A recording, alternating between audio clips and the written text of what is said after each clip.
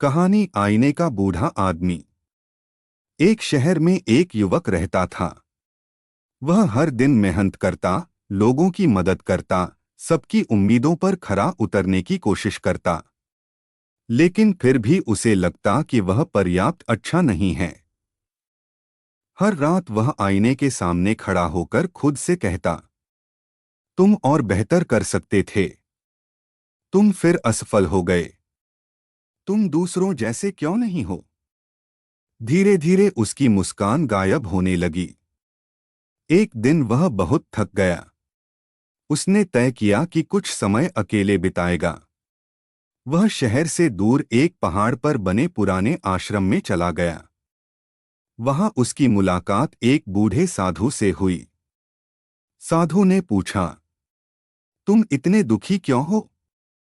युवक बोला, मैं खुद से खुश नहीं हूं। जितना आगे बढ़ता हूं उतनी ही अपनी कमियां दिखती हैं। साधु मुस्कुराए और उसे एक पुराना आईना देकर बोले, इसे अपने साथ रखो, लेकिन इसमें अपना चेहरा मत देखना। युवक हैरान था, फिर भी उसने वैसा ही किया। कुछ दिनों बाद उसने पूछा, इस आईने का क्या रहस्य है? साधु उसे एक झील के किनारे ले गए और बोले, अब इसमें देखो। युवक ने देखा। आईने में उसका चेहरा नहीं था। उसे एक बूढ़ा आदमी दिखाई दे रहा था। वह चौंक गया। ये कौन है? साधु बोले, यह तुम हो। 40 साल बाद। युवक ध्यान से देखने लगा।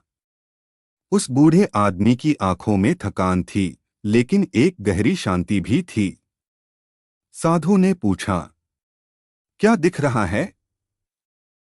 युवक बोला, यह आदमी बहुत कुछ झेल चुका है, लेकिन फिर भी शांत है।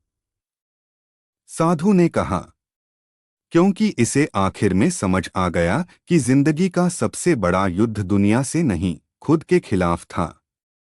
इसने वर्षों तक खुद को दोष दिया, खुद को कम आंका, खुद से नाराज रहा। फिर एक दिन इसे एहसास हुआ कि दुनिया ने जितने घाव नहीं दिए, उससे ज्यादा घाव इसने खुद को दिए थे। युवक की आंखें भर आईं। साधु बोले, सोचो, अगर तुम्हारा सबसे अच्छा दोस्त हर दिन तुम्हारे साथ रहता और तुम उससे वैसे बात करते जैसे खुद से करते हो, तो क्या वह तुम्हारे साथ एक दिन भी रह पाता? युवक ने सिर झुका लिया। साधु ने आगे कहा, लेकिन तुम्हारे साथ तो पूरी जिंदगी रहने वाला इंसान तुम खुद हो। अगर तुम अपने ही साथी बन जाओ तो जीवन आसान नहीं होगा, लेकिन सहने योग्य जरूर हो जाएगा। उस दिन युवक पहाड़ से नीचे उतरा तो उसकी समस्याएं खत्म नहीं हुई थीं।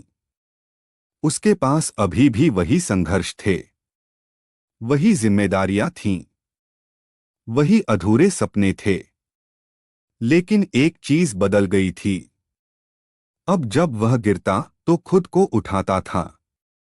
जब हारता तो खुद को सांत्वना देता था।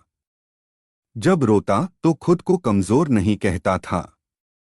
क्योंकि उसे समझ आ गया था कि जीवन में सबसे जरूरी रिश्ता किसी और से नहीं, खुद से होता है।